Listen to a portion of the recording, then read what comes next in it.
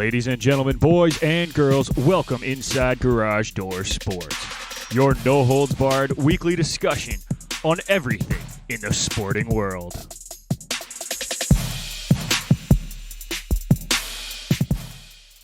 That's right, folks. We are back for another week of Garage Door Sports. Nick McVicker joined by a new face. Usually it's Kyle or Irfan, but this week it is my good buddy, host of the CFPerspective pod, Connor O'Neill. Connor, dude, how you doing today, man? Great. I'm great. Thanks for having me on. Appreciate it. I mean, normally talking ball, but this time branch out a little bit. I get to expand my horizons. We are branching out, as you said, and we're definitely expanding your horizons on this one. This week, we got a lot to talk about. Obviously, we're having you on, so NFL will be a focal point, but Leafs and Oilers are both struggling mightily right now. There's also some mess going on all over, so let's get right into it with our kickoff segment, sponsored by Canada Kicking Academy, calling all kickers and punters in the Southern Ontario region. If you are looking for year-round professional development with elite competition, you need to train with the Canada Kicking Academy. The Ferraro brothers, Daniel and Gabe, are both University of Guelph alumni, and after illustrious university careers, they want to teach you everything they've learned over the years. If you want to take your special teams game to the next level, visit them at CanadaKickingAcademy.com or follow them on Instagram at Canada Kicking Academy. And we're going to start local, dude.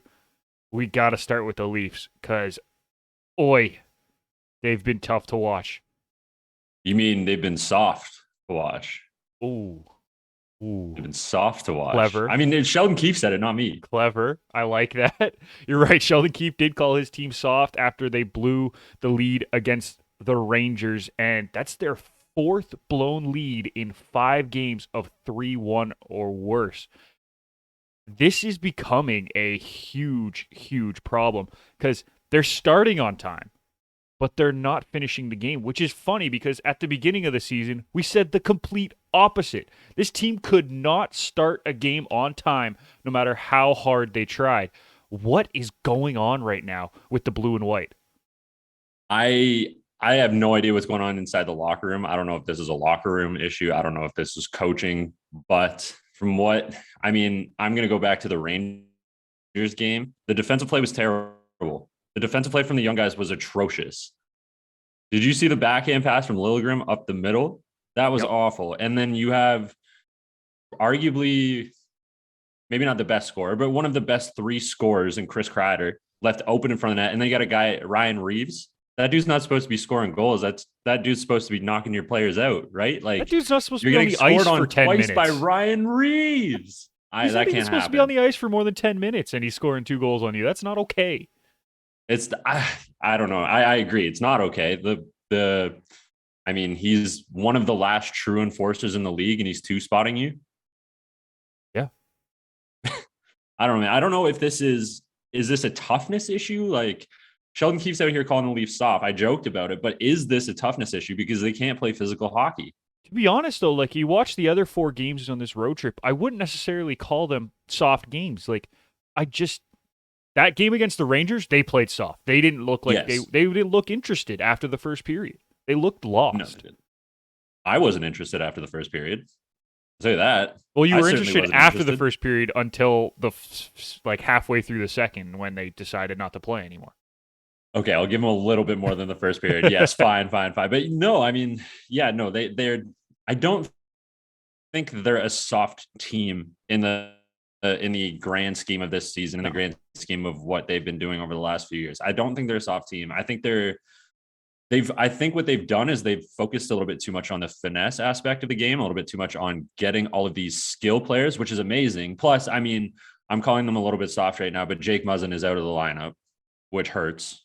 A guy like that needs to be in the lineup. He's one of your toughest guys, but I mean, yes, the league is moving towards this finesse game, this skill game. I mean, we see it with guys like McDavid, Kaprizov. I mean, the list goes on. Guys that are just pure skill and speed. Even Quentin Byfield. I know he didn't score the other night, but damn, he looked like he's going to be, one of these next true skate and score type guys. But there is still an element of physicality to hockey. That's not going away. I mean, yeah, they're trying to make the game a little bit safer, but at the end of the day, if you're a team that can go in and fight hard in the corners and run guys in the corners, you're going to win the battles. You're going to win the games.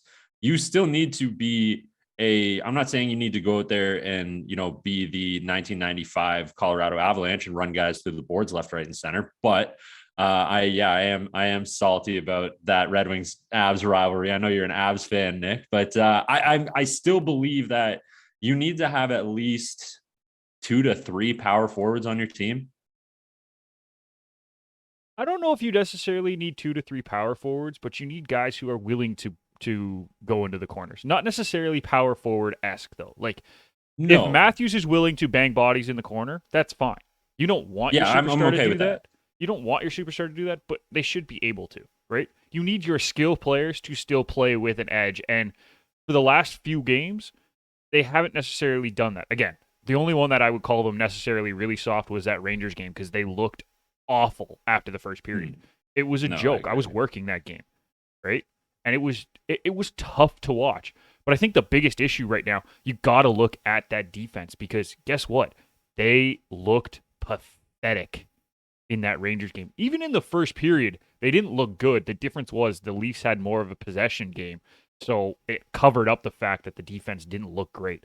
But when Ryan Reeves is getting that wide open to score a goal in the first period, red flags need to be going up. And in that change room during the intermission, somebody needs to say something because that is unacceptable. You cannot be letting that happen. And yes, we can point out the fact that Hall and Muzzin were both out against the Rangers. Those are 2 of your top 6 for sure. Maybe even 2 of your top 4, depending on how you see them. So it's hard to necessarily blame it on one game. It is one game. But then you look at this road stretch. It's been 5 games, and you have 2 wins, and you gave up a 3-1 lead in every game except for one. And the one game you didn't give up a 3-1 lead in, you lost to Arizona. I mean, I know that the goalie played out of his mind. I will give him credit. But you lost to Arizona. Yeah. Yeah. I mean, is Arizona even an NHL team at this point, or are they more of like a minor hockey team? They are barely an NHL team at this point. I think there's some pretty good college teams. I think we can make this like, would Alabama beat an NFL team argument? I think we can bring that into the NHL. Yep. Would a good AHL team, would the Carolina AHL affiliate right now with the way they're rolling, would they beat the Phoenix or the Arizona Coyotes? I think the answer is it'd be a close game. It depends on which goalie Arizona's playing right now. Yeah. Man, there's a lot going on in the NHL right now, but the Leafs I don't want to say they're in trouble yet, but I think they're in the yellow, inching to the orange, and that orange zone is not very far away from the red. I think that it's a very small orange runway there. It is. It's a very small orange runway. I think, I don't think that there's a need to panic in Toronto over the Leafs yet, but I think there's a hand hovering over that panic button. Yeah, and the question is, like, me and Kyle talked about it last week on the show. Like, what do you do? Do you make moves at the deadline? Can you even make moves at the deadline if you're the Leafs with your cap situation? Because like they don't have a lot of space to play around with right now. And you're asking to try to make a competitive team even better. Not an easy task. And who's going to want to oblige? No, who's going to want to oblige? Who are you going to have to get rid of? Who are you willing to trade? And then, like you said, depending on who you want to bring in, what does that look like for cap space? You might not even be able to go get somebody that you want to bring in based on what you're going to have to pay them. Yeah, and like right now, if we're talking this very moment, they have $185,000 in cap space. That's not even a contract. It's not. It's not. It's not even an AHL 2-way contract. So they're going to have to, if they want to move somebody and bring somebody in, they're going to have to move a contract. And then you ask, well, who goes? Does a guy like Kerfoot have to be sacrificed? As good as he's been fantastic this year. He has. And I don't know if I'm willing to move Kerfoot because like we were talking about, Kerfoot is one of those guys that is willing to play in the corners. Yeah. Maybe he's not getting results in the corners, but at least he's willing to go in there. Yeah. And I actually think do you want to move? I would argue that. I think he has had success in the corners. He has. Because that line has I'm been not saying he's probably one our of the best line all season. easily. Matthews by himself makes his line good, but he's had so many different wingers. Although I will give Bunting credit. Bunting has been great in the corners as well. He's been a perfect fit on that top line. But you're looking at a guy who, in Kerfoot, who does a little bit of everything. He can play center. He can play the wing. He can play on the second power play unit. He can penalty kill. Like, this guy does everything. This is not a guy you want to expend. So the next question is, what about Jake Muzzin or TJ Brody? Like, you don't want to lose either of those guys, but they have a huge contract. Could you possibly flip them for a couple pieces? Or, depending on how you're feeling about Jack Campbell, is Peter Mrazek the guy that you move? Because he has a $3.8 million contract. That's a big enough contract to bring in a decent piece. I've seen enough. Being a Red Wings fan, I will say that I'm a Red Wings fan for everybody who doesn't know me. Yeah, I mean, 25 years, whatever. I won't go there. I've seen enough out of Peter Mrazek as a Red Wings fan, and now, following along, living in Toronto, following along with the Leafs. I've seen enough out of Mrazek where I think I would be okay to move him. It's just how confident are you in Jack Campbell to be able to sustain what he did in the first part of the season, right? That's the question. Because if you're not, then you keep Mrazek as a safety net for the playoffs, because we've seen it in the past with multiple teams. I can look at Colorado last year where they had the goaltending injuries, right? We can look at a ton of teams that as soon as your starting goaltender gets hurt in the playoffs, you're done. But if you have a guy like Peter Mrazek, I'm confident enough that if something happens to Campbell, knock on wood, you have a more than serviceable backup in Peter Mrazek. Oh, Mrazek's a one on a desperate team. Yeah. One on Arizona easily. Absolutely. I don't know. Right now, one on Arizona. Okay, right now, one on Arizona. Okay. Vejmelka is very good, and he will be a number one, I think, at some point, but I wouldn't say that he is better than Peter Mrazek right now. If I'm Arizona, I would rather Mrazek be in that net. If you remove Vejmelka from Arizona, is he a better goalie? No. That's what I'm saying. I think right now Peter Mrazek is slightly better. Not much, but slightly better. But I think Vejmelka has the chance to be a very good goalie. Not the point of this conversation, but we digress. Mrazek's contract is one that could be moved. But you have to have full faith in Jack Campbell and then in respective Ian Scott or whoever you want to call up it. Joseph Wall. I don't know if I don't think there is that confidence there, because what has happened to the Leafs over the last 2-3 years in the playoffs? Yep. Exits. They don't want that anymore. They can't. That's my point. If they have a first round exit this year in the playoffs, this city will explode. Will it though? I think this city is just numb to the Leafs losing. I don't know. Okay, the diehards are going to explode, and that's going to make it look like the city's exploding. The diehards would explode regardless. I'm talking about the city as a whole. I just feel I'm a Leaf fan. I've grown up a Leaf fan. I've been a diehard Leaf fan my whole life, as well as Colorado, as you know. But like, if the Leafs lose this year, I think I'm just numb to it. Like, I just kind of expect it, which is awful to say. I get it. Look at the hat I'm wearing. It is. I get it. Yeah, I get being numb to losing. Yeah, I mean. But at some point, something's got to give, right? Like, you can only lose in the first round of the playoffs so many times before something snaps. I agree, and I just don't know what they do, because the defense, in my opinion, is just not good enough with the current setup. But it's not. It's not. I 100% agree with. But it's January. Yeah, February. We're moving into February here. It's getting a little bit more.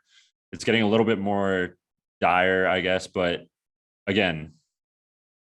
Is this team going to be okay in a month, in 2 months? Because that seems to be the trend. There's a month of great. There's a month of what the hell are the Leafs doing? Then there's another month where it's kind of okay. Then it's another month where they look like one of the worst teams in hockey. I mean, there's so much up and down. I would like to point out, we're making a big deal about this. They've won 2 of their last 4 games. They have. Right? And I think we might be 2 and 3 on the road trip.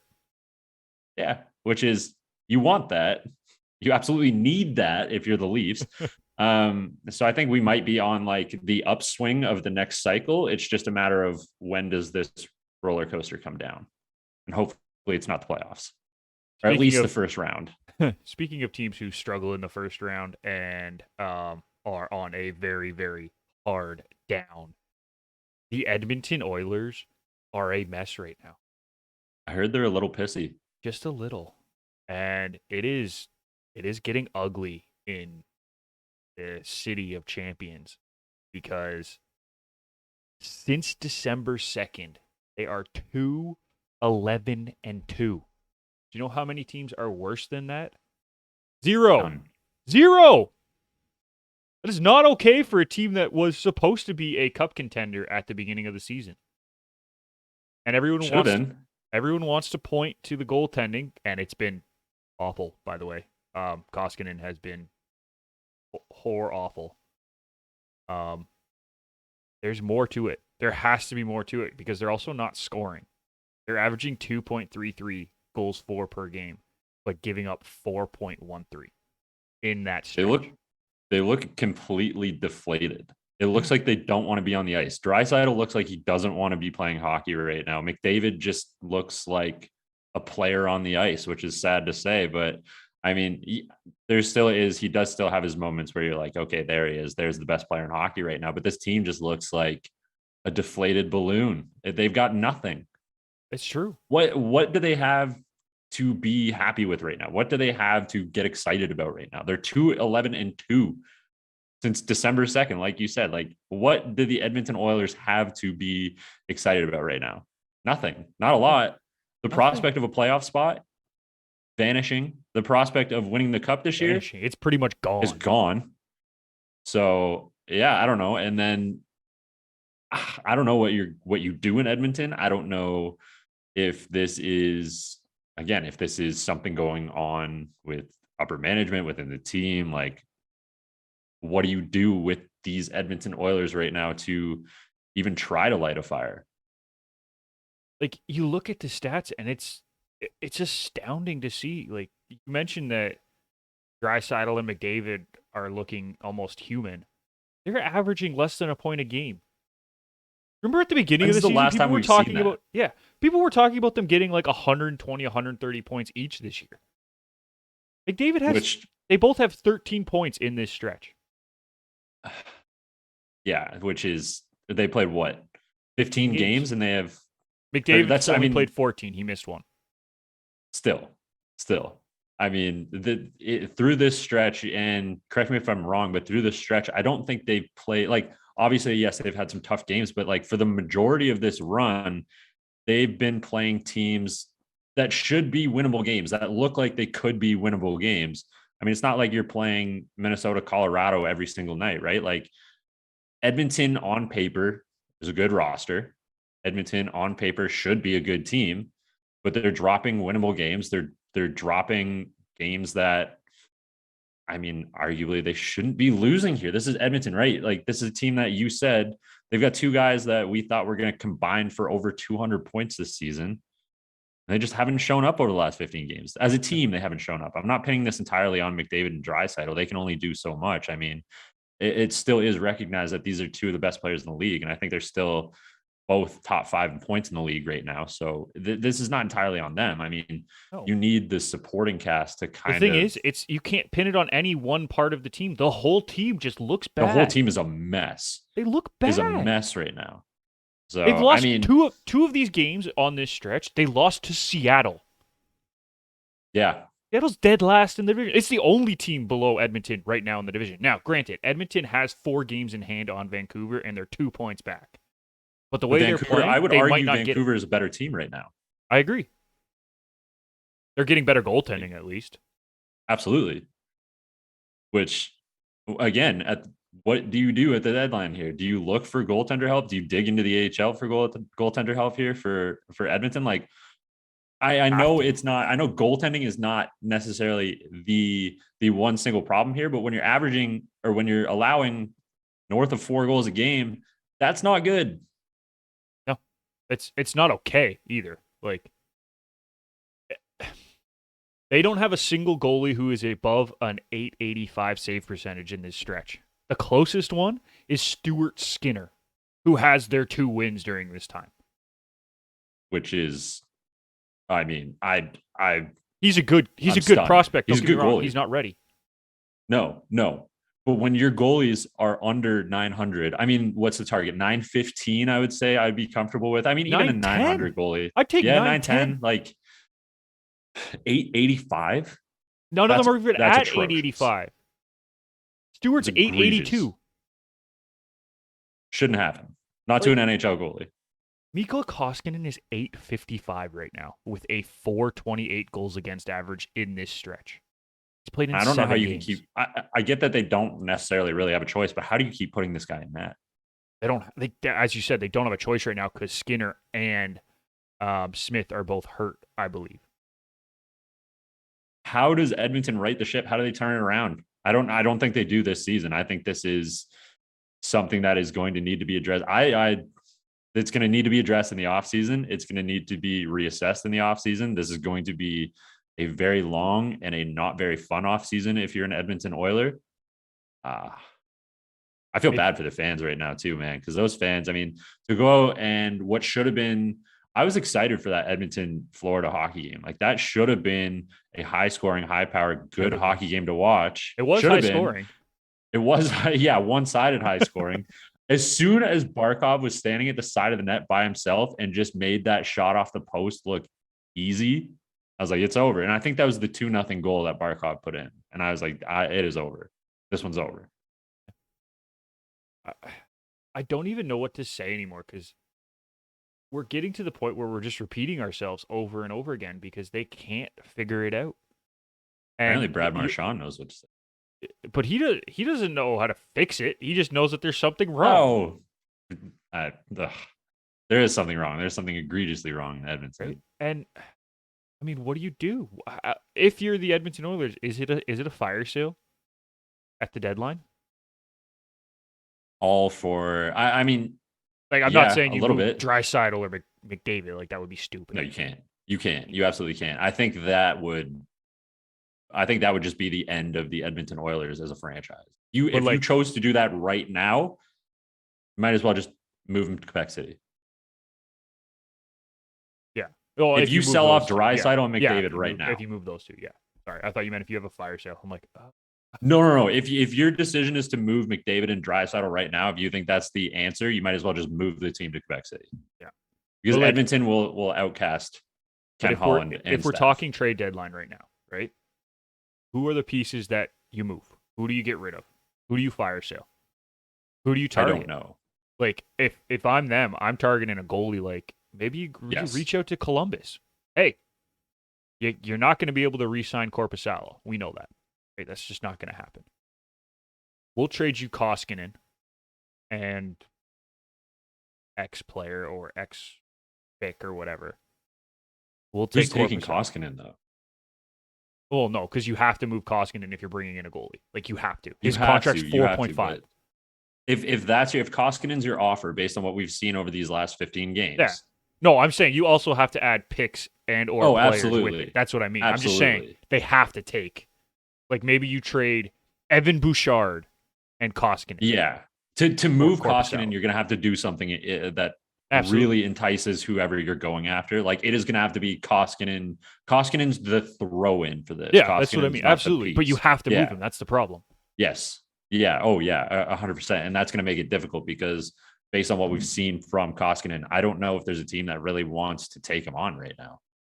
And that's the thing. Like I say Korpisalo because I know that Columbus isn't going to be able to re-sign him, and they're pretty confident with Merzlikins, so they might be able to move him at the deadline and be fine. But who else? I don't even think I could name another goalie that I could easily, off the top of my head, say he's the number 2 in their team, but he's a very good goalie and deserves a chance. I think you could maybe, and I say maybe with like a very heavy maybe on this one, go target Swayman from Boston. Possibly, yeah. He's another good call. I forgot about him. But again, based on what we've seen from Swayman when he got a chance to play, is Boston going to move him, or are they going to be like, okay, we're going to shelf Swayman for another year, let him play in the A, let him keep developing, and we'll bring him up as needed, because when we do so, he shows up. Either that or you target Olmark. And then they can bring Swayman up. Good. That, yeah, I agree with that. I think they would be more likely to move Allmark than Swayman. I mean, that's what I mean, right? So you target Olmark. Yeah.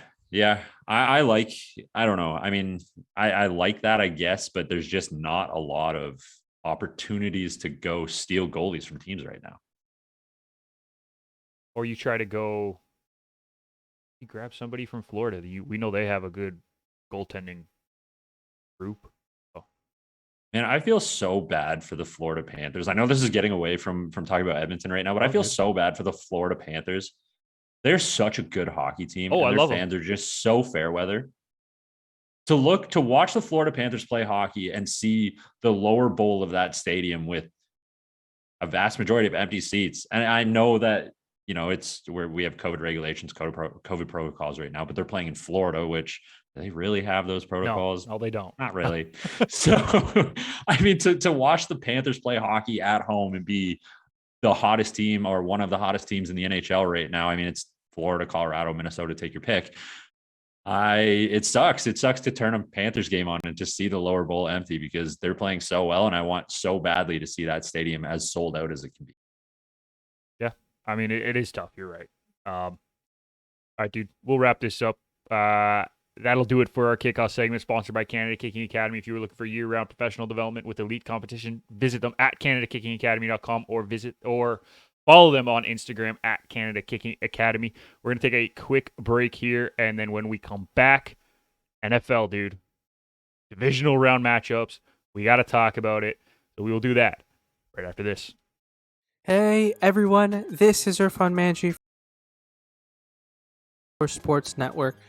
We are an all-soccer podcast hosted by yours truly and Paige Culver.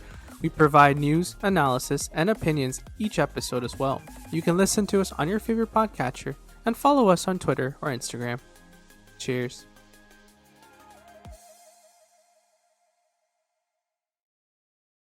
All right, we are back. Nick McVicker, Connor O'Neill from CFPerspective joining us. And dude, it's time for your favorite, and I mean, I can't really complain, talk some NFL. Divisional round weekend. And before we get into that, I got to ask, any surprises from last week for you? Not really. I mean, the weekend kind of played out as I thought it would. The biggest surprises for me of last weekend's rounds were the scores, just like the amount of blowouts we had. I thought some of those games were going to be much closer than they ended up being. The one that I thought was going to be a runaway was Kansas City and Pittsburgh. That one was an absolute runaway. But a lot of those games, I mean, Arizona, LA, I thought that was going to be a little bit closer. I thought, you know, maybe the Raiders were going to hang in there a little bit better. But no, I mean, last weekend kind of shook out how I thought it was going to. It's this weekend that I am very excited for, because I don't know what is going to happen. Yeah, I don't know if I agree that some of the scores were bigger than I thought they were going to be. Maybe the Bills-Patriots game was a little bit of a bigger score than I thought it was going to be. A 30-point win for the Bills. That kind of got me. I thought the Bills were going to win. I want to make that very clear. But the score, 47-17. I will say that one did. I left that one out. That one did surprise me. I did take the Patriots in that one, because Bill Belichick in the playoffs is just, for me, too hard to bet against. But I mean, I was happy to see that Bills team win. Yeah. I like Josh Allen. I like that Bills team. The Bills team's fun. Awesome to see them get there. It is. Bills team is fun, man. They got a big matchup this week, and we'll get into that. But let's go in order. First up, we got the Bengals.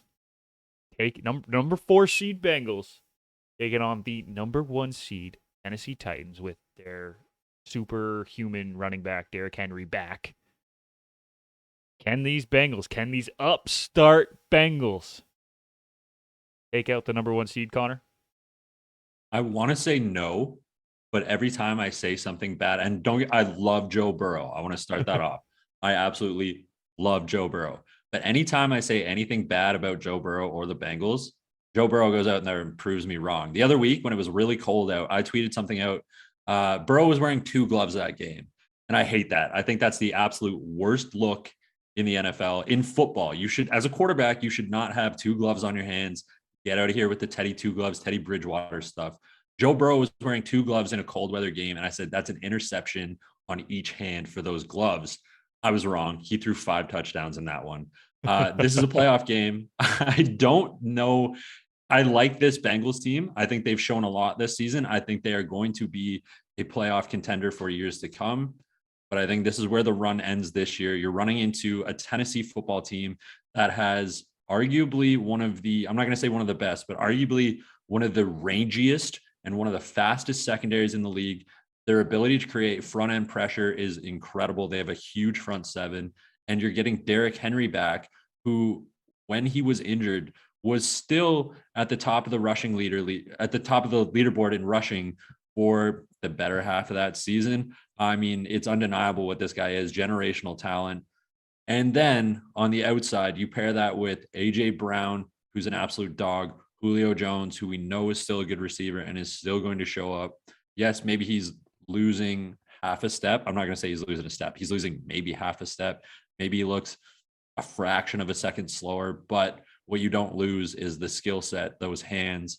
And Ryan Tannehill, say what you will about him, but he is a serviceable quarterback, gets it done, knows that system very well, runs it very well.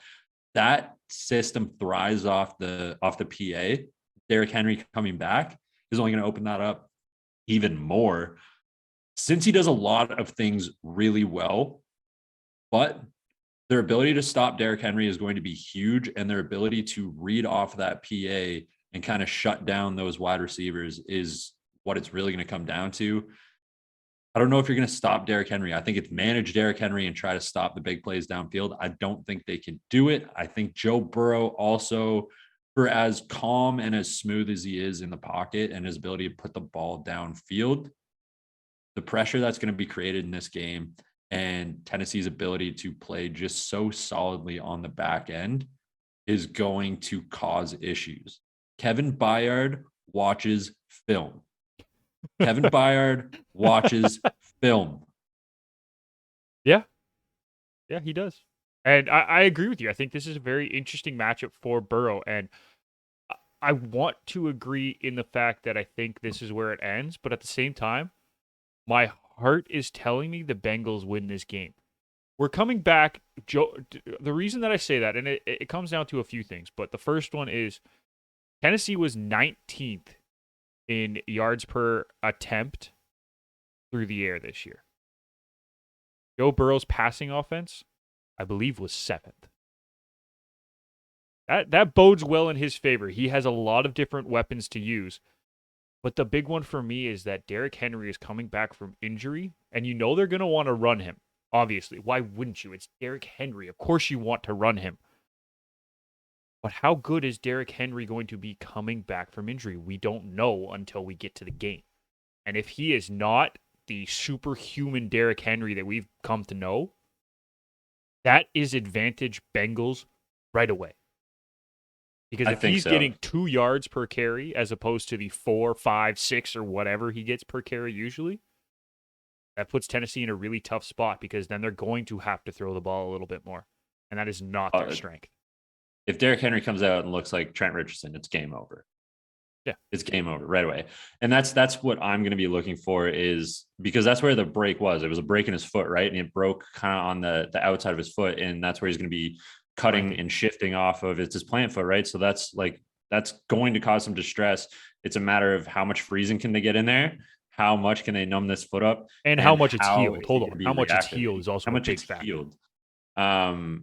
I think I don't know. And that's a big load on a small area because it's right kind of on the outside of his foot near that like kind of pinky toe plant area. So when he's making those kind of outside moves, what is that going to look like? And is that going to cause him some distress? Is it all the way healed? Like you're saying, like, are those bones going to kind of plant or kind of shift a little bit when he plants? Because that's a lot of weight on a small surface area. So we'll see. Derrick Henry's this guy is a 250-pound back.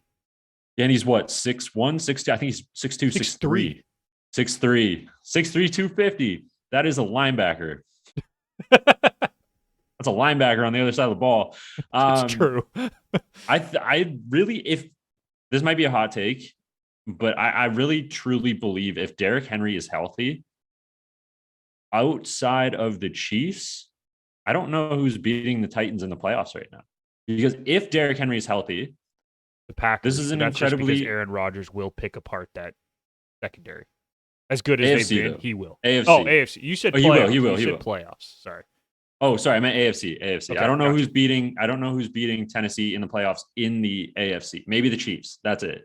If the Bills beat the Chiefs this week, I will happily take the Bills next week, regardless of who they're playing, because of the confidence from this week's win. Okay, I like it.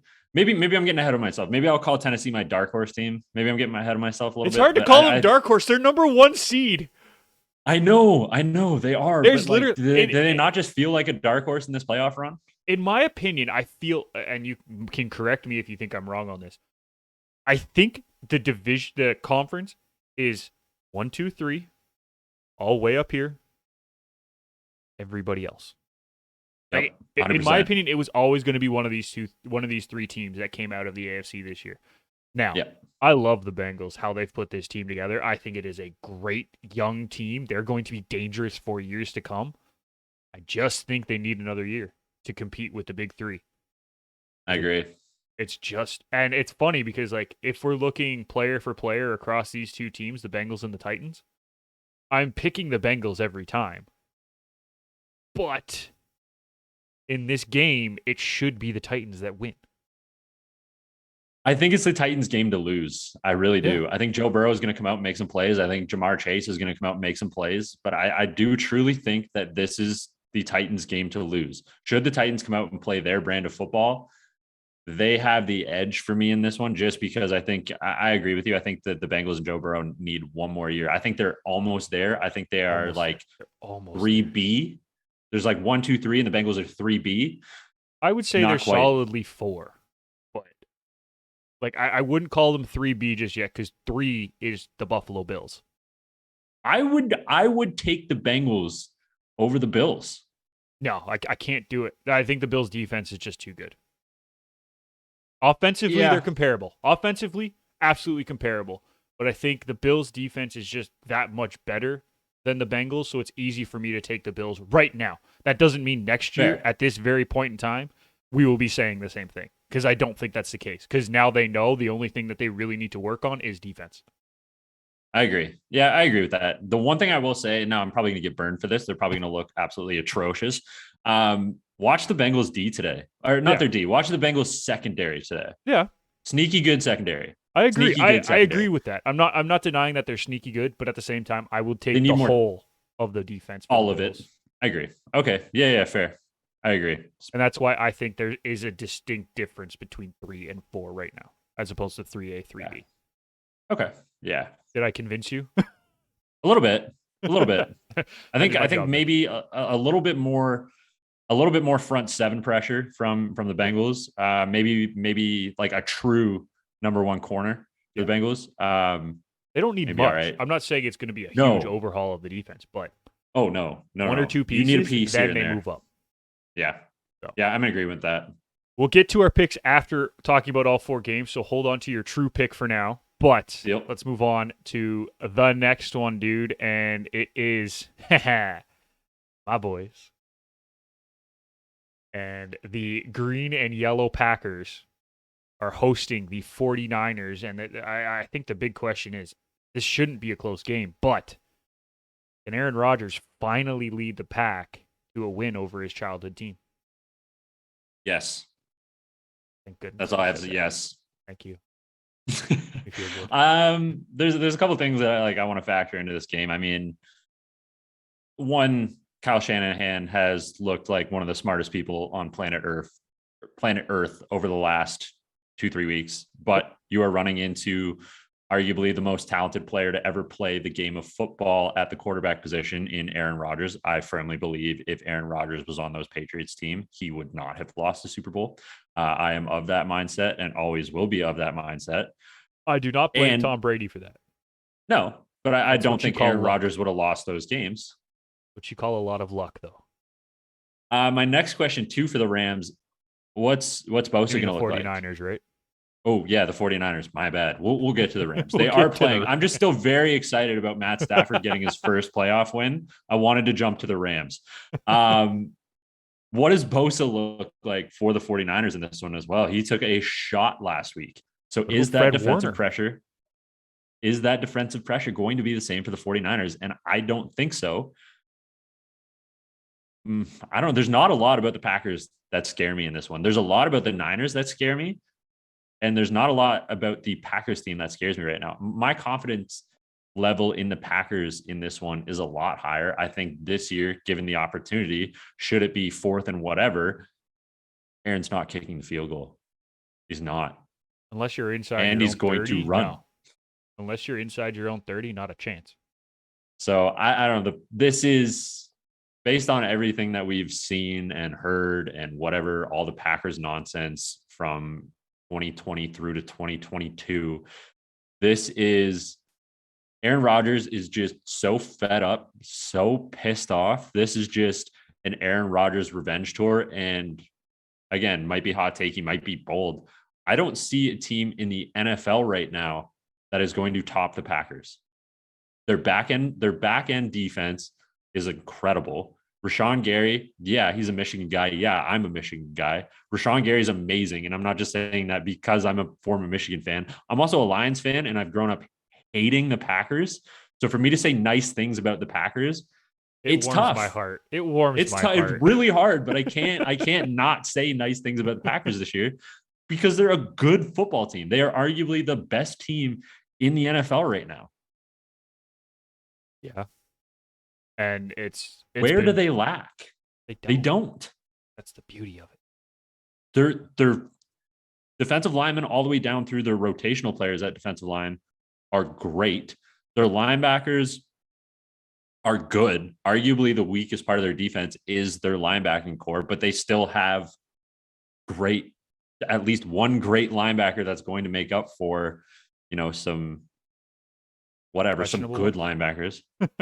Yeah, and I don't even know if they're questionable. They're still NFL caliber linebackers. But and then you look at the back end of that defense, and I harp on DBs and secondaries a lot because to me it's just so important. The NFL has moved to this throw first, think about the run second type league. I mean, there's some rare instances of that, i.e., the Titans.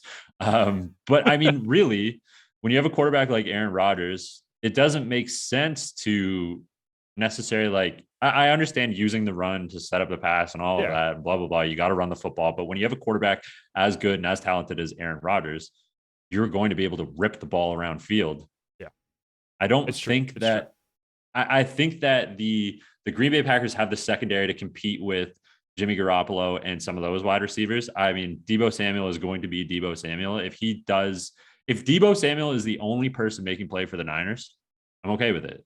So I think the Niners back end can match I think the Packers back end can match with the Niners, whereas the Niners back end cannot keep up with the Packers wide receivers. Fair enough. I will throw this caveat in. The 49ers had the best yards per attempt of any team in the league in the passing game. I will counter that. Kyle Shanahan had the best yards per attempt. It's the same. That's exactly what I just said in different words. I agree. I am discrediting Jimmy Garoppolo. I'm not. Jimmy Garoppolo I wasn't is giving Garoppolo here. Credit. I was giving the team credit. I'm just going to give all the credit right to Shanahan. But he's not the one making the routes. He's not the one actually getting the ball. Isn't he though? Isn't he making the routes? Aren't they all his play designs? All right. If we're gonna try to nitpick here. I firmly believe, I don't know, maybe it might be because I firmly believe Kyle Shanahan won the MVP and not Matt Ryan. Interesting. I think Kyle Shanahan, and this is kind of why I'm saying, I think Kyle Shanahan is so smart and is so ridiculously complex with his schemings and his motions and his concepts, if I can speak, and his concepts with his playbook. He doesn't have the quarterback to do it, execute it thoroughly yet. Jimmy Garoppolo throwing outside of the numbers still scares me. And the Packers are going to have a field day with it. If Jimmy Garoppolo can only throw inside of the numbers for this, you don't even have to worry about defending the outside of the field necessarily. Yes, you still do, obviously, but like you can sit there and kind of clog the middle of the field and force Jimmy to throw to the outside and have a field day with that. You can play a lot of kind of cover two cloud looks where you're dropping your linebackers, plugging the middle. You're playing your safeties kind of more inside and higher over top where they can still get the range to the far side of the field, but they're looking more to the middle because Jimmy Garoppolo is really looking to throw from number to hash to number.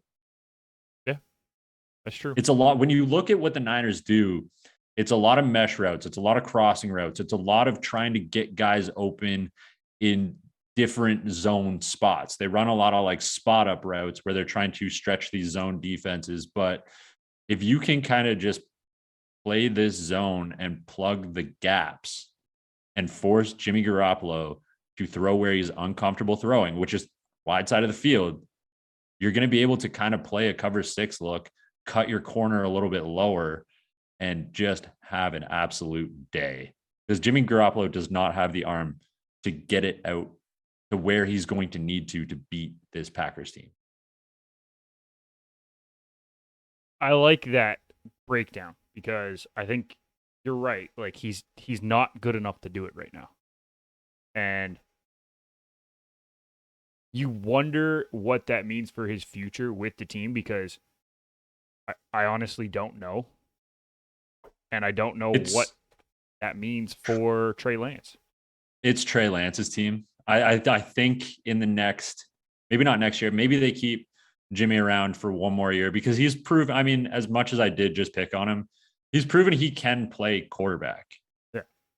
He's proven he can play quarterback at an NFL level. I think they're keeping him around because they're paying him a hell of a lot of money and they don't want to just be like, okay, well, we paid this guy a lot of money and he didn't pan out and that's going to look real good in the public eye. But I think there's going to be a shift to Trey Lance sooner rather than later. He is, again, and if you look at what the Niners were trying to run early on in the year, it was a lot of boot to the wide side of the field, naked boot, hit a crossing route. Like that is not stuff that's designed for Jimmy Garoppolo to run. You are not running Jimmy Garoppolo on a naked boot. No. That's a Trey Lance play. Like if you look at the way that the playbook has morphed and the way the playbook is molded over this year, especially once it was confirmed that they were, looking to Trey Lance to be the next guy in line, this playbook has transformed more into a Trey Lance playbook, which, I mean, has really benefited a guy like Deebo Samuel in the long run because Kyle Shanahan's going, oh crap, this guy's the best athlete we have on the field. We have to use him in various different ways. I saw a ridiculous stat that Deebo Samuel over his last 4 games has more rushing yards than Ezekiel Elliott had over, I think, his last 6 of the regular season. Yeah. That's insane. But again, this goes back to my point. If Deebo Samuel is the only person on the field making plays for the Niners, I'm fine with it. The Niners aren't going to win through Deebo Samuel. They might keep it close, but they probably will not win that game. I agree. Yep. All right, let's move on. And it's the Battle of the Coasts. Rams, Bucks. Okay, now I can talk about the Rams. Now you get to talk about the Rams. Now I get to say Brady, Rams. Donald. This is going to be fun. I am still shedding tears over Matthew Stafford winning his first playoff game. I am still crying. I jumped around my living room like a small child. I think after this one, I'm going to be throwing a temper tantrum in my living room like a small child. Unfortunately, I think we might see Matt Stafford and the Rams get bounced. Potentially. The Bucs are in shambles too, and that gives me a bit of optimism. Fair. I would agree with you that the Bucs are the better team in this one. So they're the odds-on favorites to win. I think if you look at Bet365, they are 3-point favorites.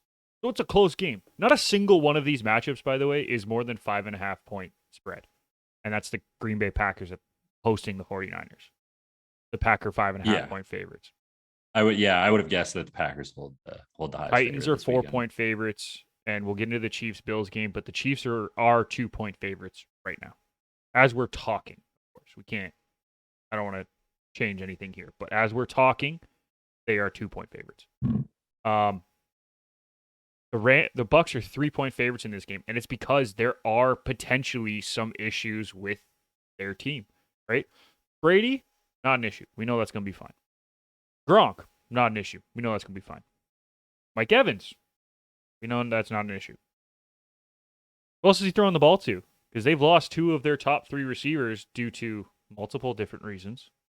We already talked about Antonio Brown a lot on this show. We're not going to bring it up anymore, but he's gone. Godwin's gone. You don't want to talk about that again? You haven't talked about Antonio Brown enough? We've talked about him 3 weeks in a row. I don't think we need to talk about him again. So where does that put them in the passing game? Potentially Leonard Fournette is back, so that could help their run game. Although their run game didn't look that bad last week anyway, so that wasn't really an issue either. But how much are they going to be able to use Fournette, and how much is that going to open up on the pass game for Gronk and Mike Evans? Because if they can't get that going, then they're going to struggle.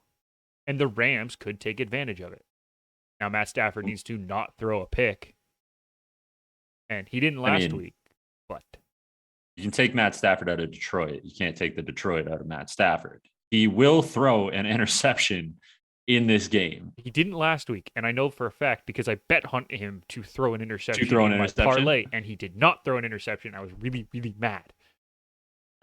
So yeah, take the opposite of whatever Nick's going to tell you to do this week. I'm saying Stafford. He's saying no interception for Stafford this week. No, I'm saying he will throw an interception. I was just mad that he didn't last week. Okay. I bet on him too last week, and he didn't throw an interception. So I was like, come on. The one time I bet on him to throw an interception, he did not throw an interception. And that's a half decent secondary too in Arizona. So yeah, that's what I thought. A little bit surprising. Like they just played awful. Arizona just played awful, and then we'll leave it at that. They did. They looked terrible in that one. In this game, the Bucks versus the Rams, my main concern. I mean, you talked a lot about getting Leonard Fournette going, and that's going to be able to if he plays. There's no confirmation yet if he played. Well, regardless, run game. Let's switch it up to run game. Talked about getting the run game going, and once you do that, we all know we've all played enough Madden. That's going to open up your pass game, right? So before you can even think about that, what does this Tampa Bay offensive line look like? Because it is banged up as well. Are they going to be able to stop this aggressive pressure from the Rams? And the Rams are the type of team that they can bring 3 and still be effective with it. So if they start bringing 3 and dropping guys on the back end, because Brady's going to try to throw downfield, is that going to I don't want to say is that going to mess with Brady, because he is arguably one of the most cerebral players to ever grace a football field. But if you can pressure 3 and to drop 6, you'll be okay. Yeah. Well, let's be honest. When you have a player like Aaron Donald, when you rush 3, it's more like rushing 5 because he takes up 3 men. He does. Stop him. Like, it's ridiculous. Did you see the picture of it was Aaron Donald pass rushing, and the kind of like, it was like the back end camera angle of the Arizona offensive line. And there was 3 offensive linemen on Aaron Donald. There was 3 offensive linemen on Aaron Donald. There was 1 offensive lineman just standing there with his arms open. And then they were double teaming whoever the end was. It was because they only rushed. Yeah, I don't know. I just don't know where the third defensive. He was probably in the backfield already. That's why the one lineman was standing there with his hands up. But I mean, that's what Aaron Donald does, though. Like, Aaron Donald eats these double teams, triple teams, and mine and Wade. Wade, obviously. I don't know. Yeah. I don't know why I said Wade, but so mine and Wade's favorite thing to say always about these types of players is to clean it up a little bit. They're a mess the play up type guy. Normally we use an expletive there, but so what he does is maybe like Aaron Donald shows up on the stat sheet, but this type of player is not the type of guy that's always going to show up on the stat sheet, but he is always going to be effective on the defensive line, because when you're eating those double triple teams and or driving the center into the back of the quarterback, you are messing up the design of the offensive play, which leaves your linebackers to come clean, which leaves, I mean, I've seen the LA Rams blitz safe. I mean, it's not an uncommon thing, but I've seen the LA Rams blitz safeties, and those safeties are coming through gaps clean as hell because Aaron Donald is taking up Aaron all Donald five reaches out offensive like line. this, and there's 4 guys in his reach all of a sudden. It is. It's insane. And then you pair that with a guy like Von Miller, who, yeah, everybody thought Von Miller was washed in Denver when he was the guy eating those double and triple teams. Well, now he's freed up by Aaron Donald. And guess what? Von Miller still looks like Von Miller. You know the best part about that explanation? I said it last week. I agree with you 100%. And I also say it about TJ Watt. These guys, now, TJ Watt showed up on the stat sheet this year. I'll give him credit. Aaron Donald used to show up on the stat sheet like that, and that's why he's now getting these triple teams. Yeah. But these guys are such dangerous players that you have to try to eliminate them, and what that does is it opens up so many different holes on your offensive line. And that's why he is so valuable. And we saw it last week in their game. Because Aaron Donald, I think he had a sack, but he also had 2 knockdown balls and multiple triple teams, but still was making plays defensively because he's an athletic freak who can still chase down tackles if they get by him.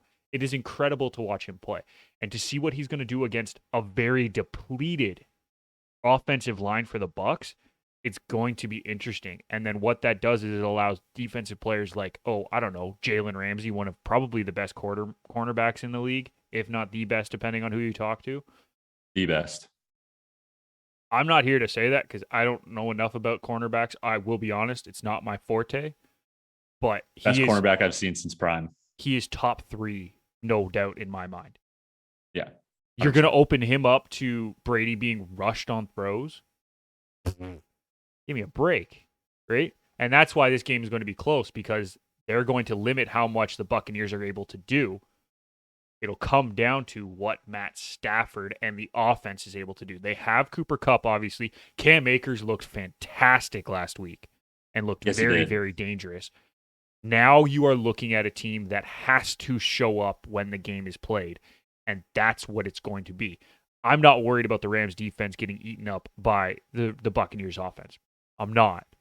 No. It's how good the offense can be against the Buccaneers defense that will determine this game. It is either going to be a 21-17 scoreline or it is going to be 37-17.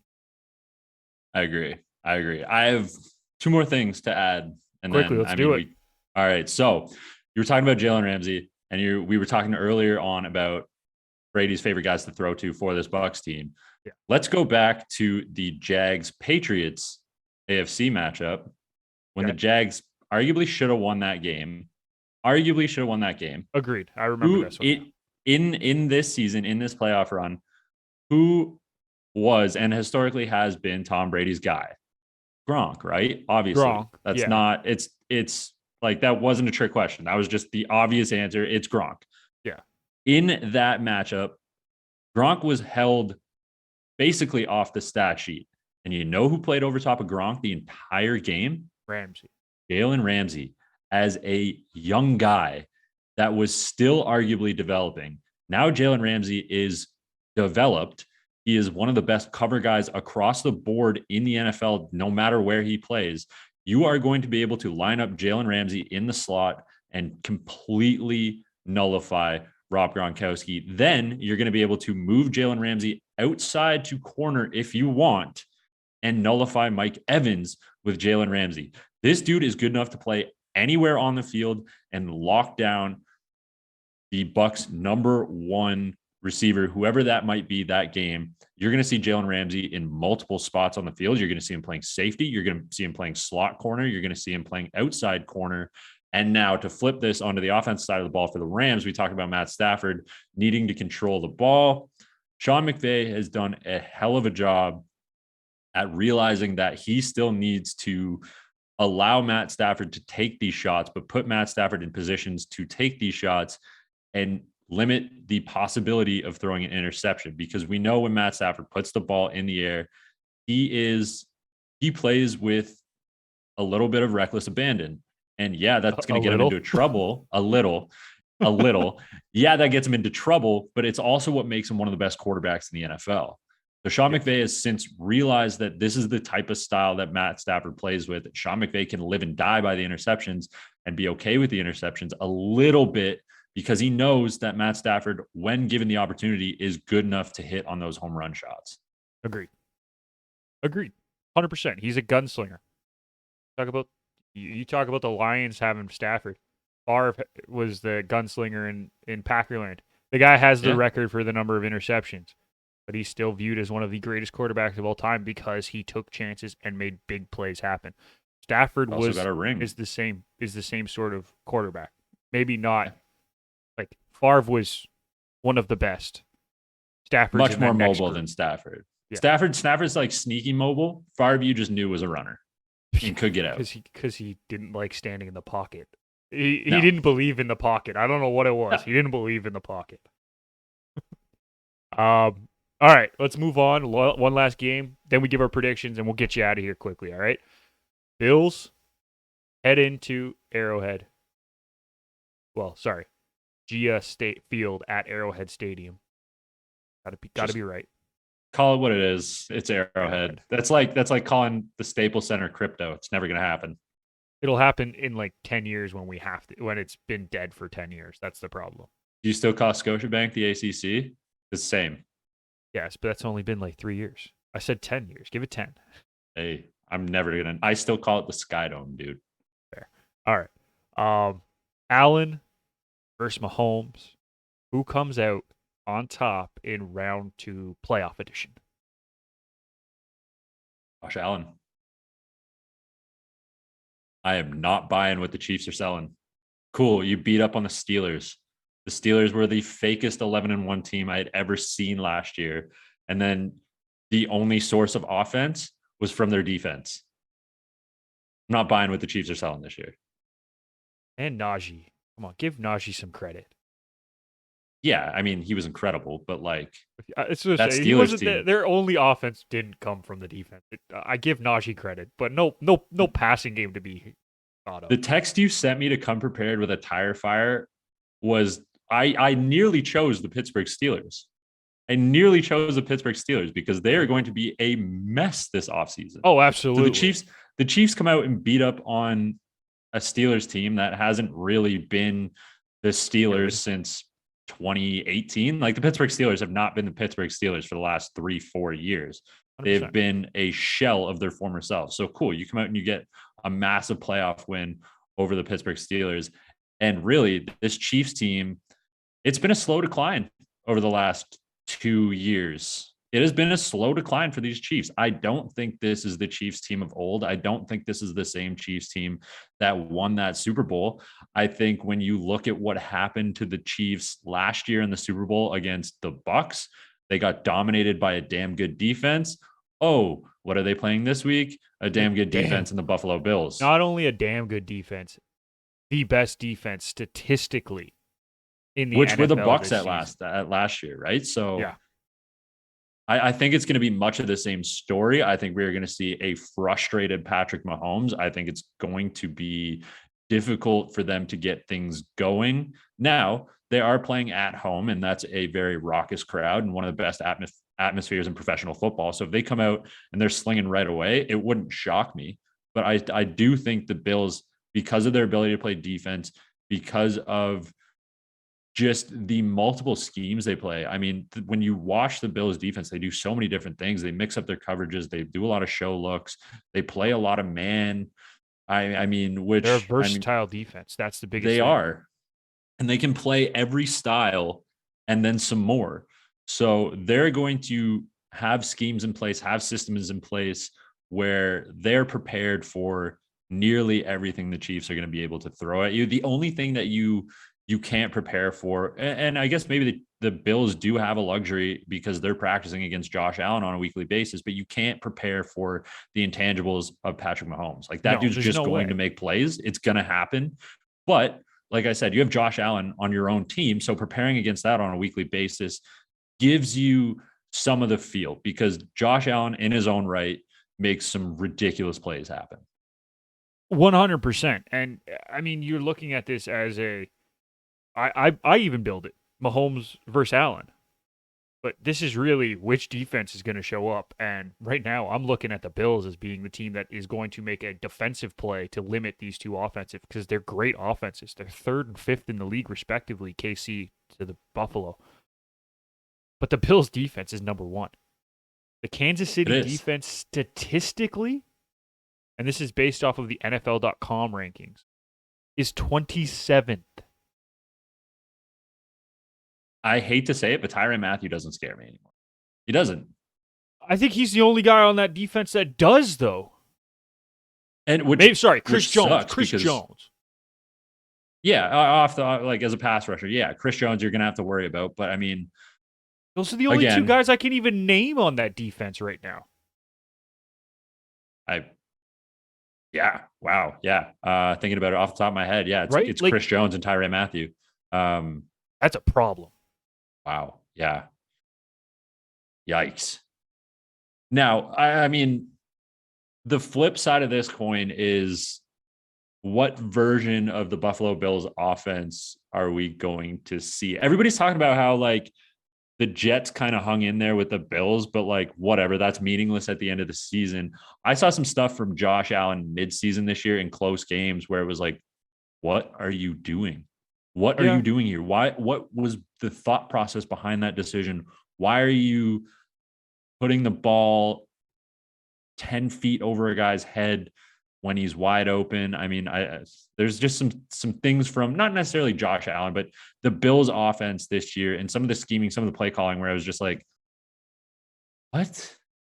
So if that comes out this year, if they play that style of football where you are questioning what the hell is going on offense, the Chiefs are going to be able to take advantage of that, because if it gets into a shootout type game where it's all right, let's play keep up. I don't know if the Bills can keep up with the Chiefs. That's a big if, because we know the talent of the Bills on the back end. But if it gets into a shootout, if it gets into all right, we got to keep up with the Chiefs, I don't know if the Bills can keep up with the Chiefs. Fair enough. I did forget, and I'm going to correct myself because it's very rude not to include this guy. Daniel Sorensen is still on the Chiefs. Give him credit as a safety. I'm not saying he's super dangerous, but I'll still give him credit as somebody that I knew. I cannot name any of the other guys. There. I don't know them. Nick Bolton actually led them in combined tackles, though. I would not have been able to say that. I couldn't have named that guy. He's 21. He's a 21-year-old linebacker. Good for him. I mean, he had a great season by the looks of it, but I wouldn't have recognized his name. That's my point, is that I can name guys on the Bills defense. I couldn't name guys on the Chiefs defense because they're not great this year. No, the Chiefs this year are not I'm not afraid to open my closet door and find the Chiefs in there this year. The Chiefs are just not this boogeyman that they were the last 2 years, right? I don't know. For me in this one, I think if I'm the Bills, you got to go into Arrowhead, which hostile environment, but whatever, thrive on it. You know that right now. Hold on, this is a team that has been able to go into Gillette Stadium this year and manhandle the Patriots. That's what I'm saying. So you got to thrive on that hostility. You got to thrive on that environment and be okay, we've been here. We can take this. We can silence this crowd real quick with our defense. I think the Bills in this one, with their defensive capabilities, that's where they need to find their confidence. That is where they need to be nobody can run with us. With this defense, with the way that we have been playing, nobody's going to be able to run with us. And if they bring that confidence into this one, I think the Bills have a real shot to upset the Chiefs at home. And they're not going to be unused to the environment either, right? Buffalo is freaking cold. We all saw that Patriots game, or at least the start of that Patriots game, right? Where it was blowing snow. So again, the environment of Arrowhead in terms of climate and weather is not going to be something that the Bills are unused to either. Yeah. Ground games and defenses travel. Bills have both. Yeah, absolutely. And I think that's what it's going to come down to. The other thing, you're talking about this raucous stadium atmosphere, and it's going to be high. If the Chiefs do not come out flying, that atmosphere will turn on them. Yes. And that is huge. That's something that won't get talked about as much, but it is huge. Let's get into our predictions. I know you got to go, so we'll get you out of here quickly. I have to grab a charger. Are we live on YouTube right now? We are live, dude.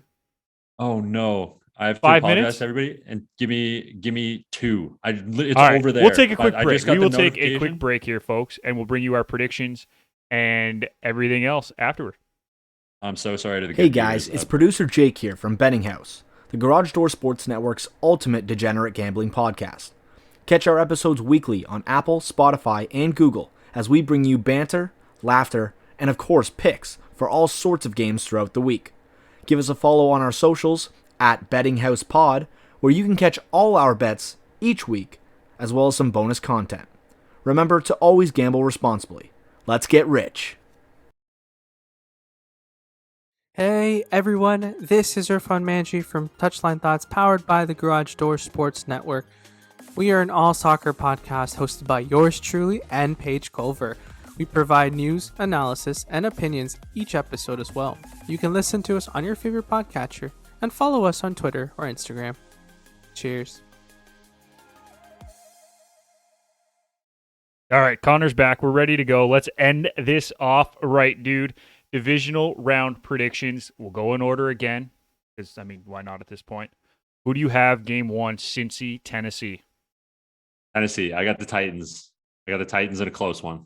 Okay. I'm also going to ask you, do you think they cover the 4-point spread? No, I'm saying No. it's a 3-point game. I'm taking the Bengals.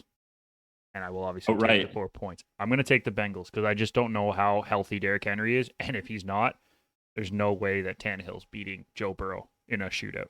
Not a chance. This is gonna come back to the thing that I was talking about Joe Burrow earlier, where I like say something not nice about Joe Burrow, and then Joe Burrow comes out and just gives And me that's a why I'm giant taking the Bengals. middle finger. Yeah, love it. Green Bay, San Francisco, Saturday night matchup. Who do you got? I think we're both in agreement on this one. The green and gold are going to cruise. As I knock everything over. The cheese Tries head will to be going grab on. his cheese head The and cheese knocks head over will his be full going shell. on. Don't worry. Hopefully that's not like foreshadowing for what's to come. Knocking everything over with the cheese head. Everything I think just- the Green Bay everything just- Packers absolutely run over the 49ers. So, yeah, it's fine. Okay, fair. All right, fine. You're gonna flip my analogy on me. Whatever, it's fine. It's fine. I got you. That's why I did it, because you let me. Bucks, Rams, 3-point spread. You think they cover? In this one, I'm scared, man. I'm just so scared of Tom Brady being Tom Brady.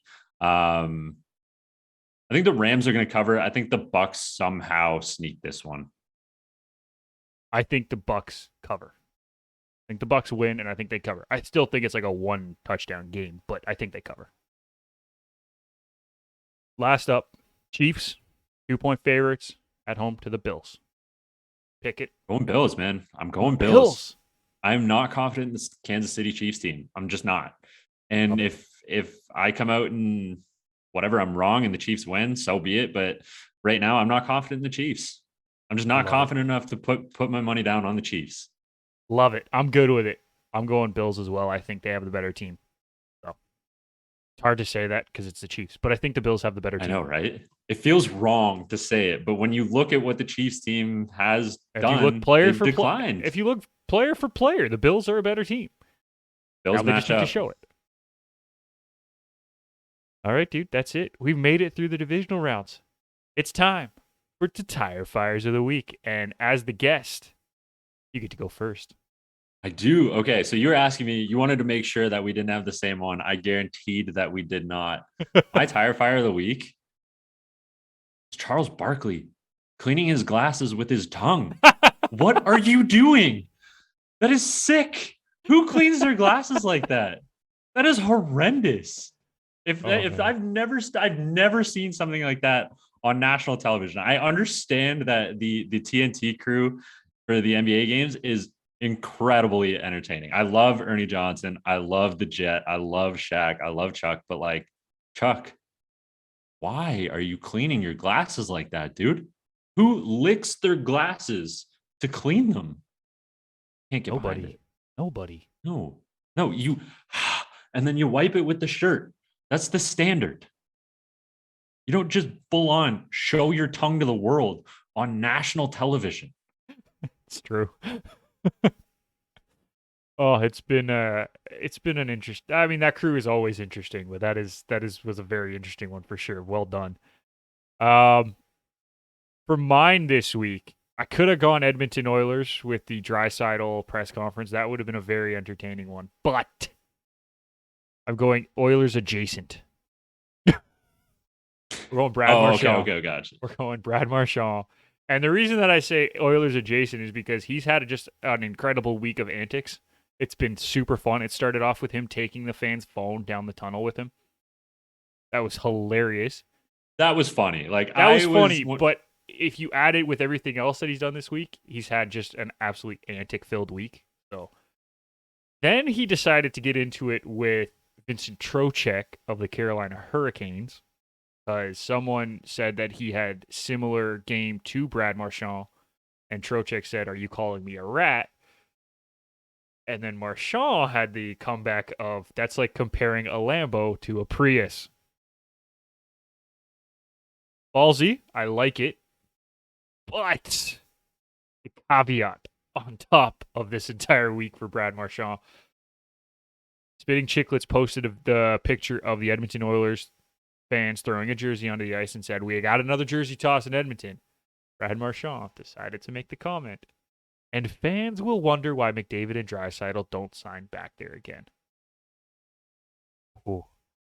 That's a lot to take in. That was like across 4 days too. Like he didn't even make it the full week. That was like 4 days of chaos. Brad Marchand is on one right now, and now he's hurt, so he has a lot more time to be on social media.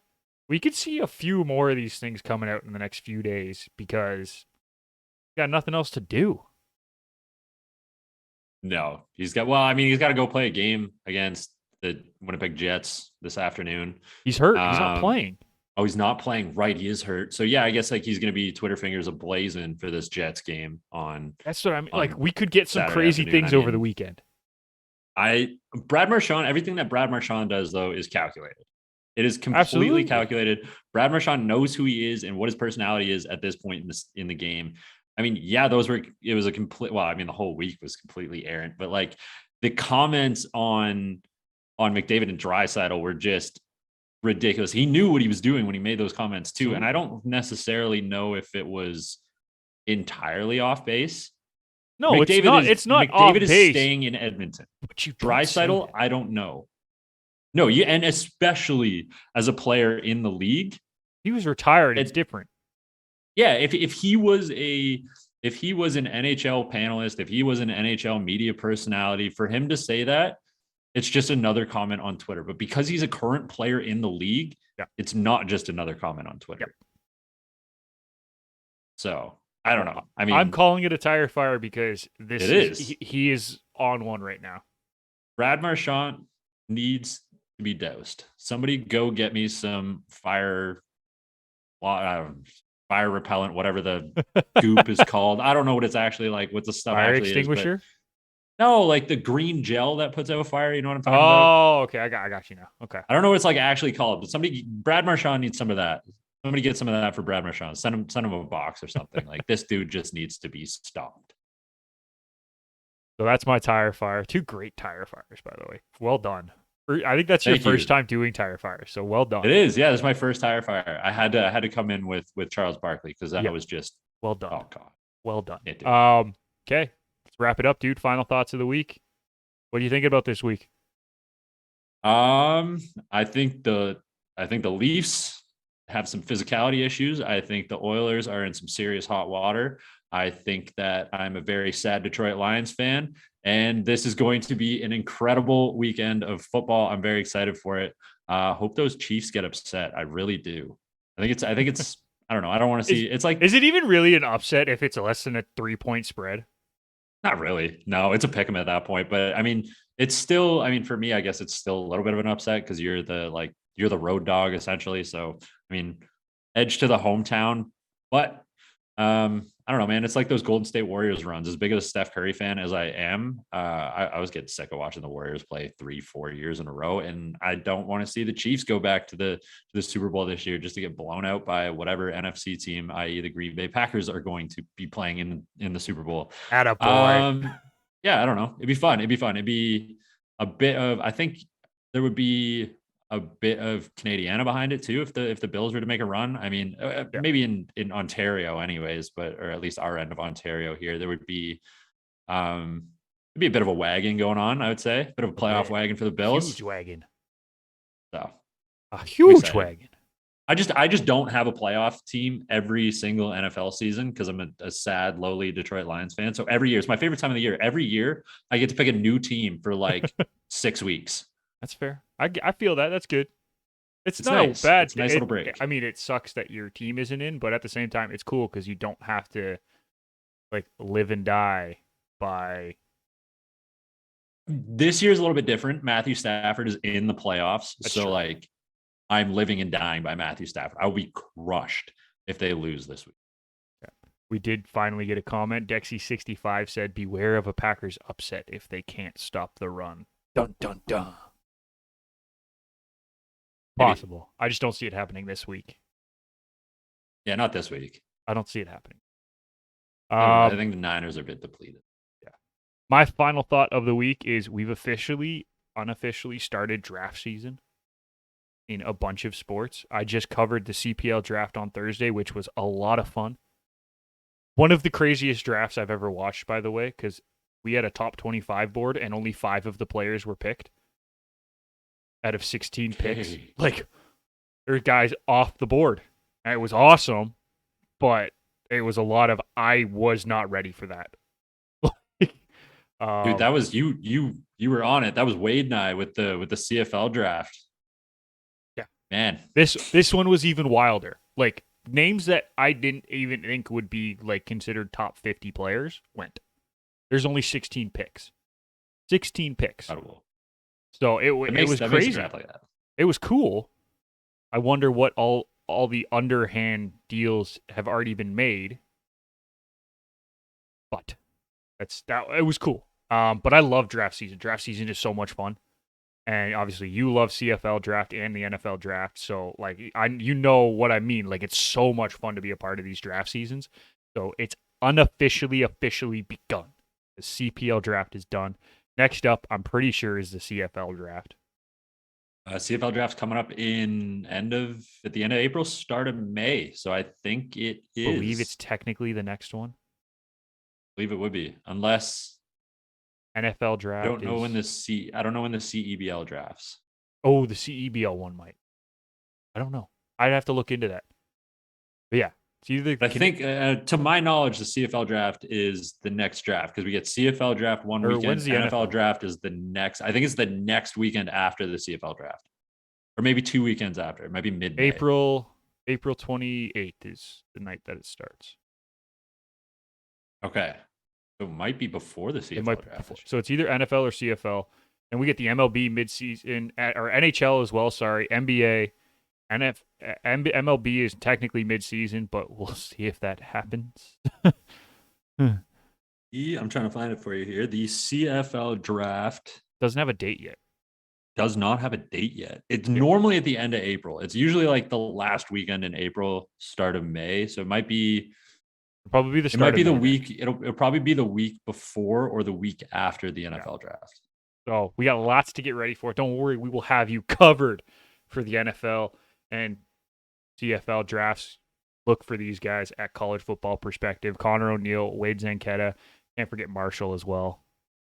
He would not be happy if I forgot him. So Marshall Ferguson, also a key person on the CFL draft boards. If you're looking for our good buddy Connor, you can find him at Connor R. O'Neill on Twitter. Is that the same for your Instagram, or?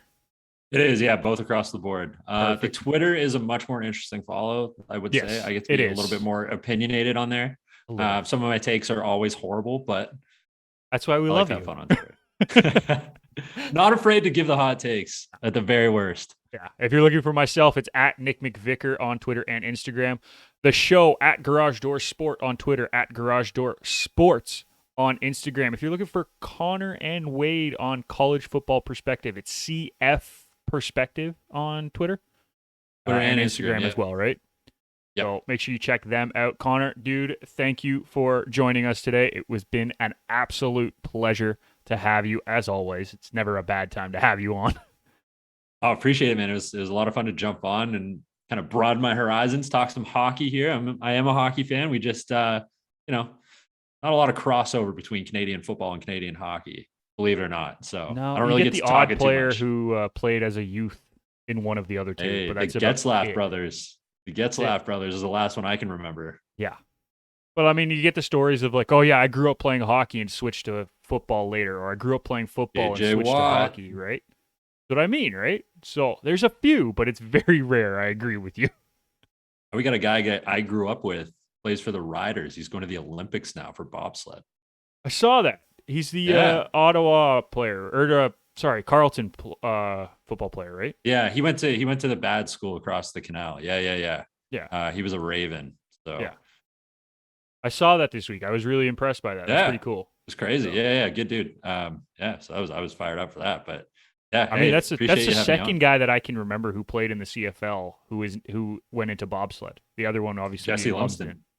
Yeah. I'm sure there's more, but those are the two that like bounce off the top of my head. So yeah, I think those are Jay and Jay and Jesse Lumsden for sure. And then I believe the running back out of York was doing Olympic bobsled trials as well. Yeah, that's what I mean. I'm sure there's more of Hayden them, Johnson. but like it's just the two of them made it to the Olympics, which is cool. Yeah. Oh yeah. So. All right, man. Thank you again for joining us. Folks, we will be back next week. Hopefully Kyle and Irfan will be back. Schedules didn't work out this week. Hey, it happens. That's why we got great people like Connor to join us. So always happy to jump on. That's what I like to hear. For everyone here at Garage Door Sports, we thank you for listening, and we will see you next time.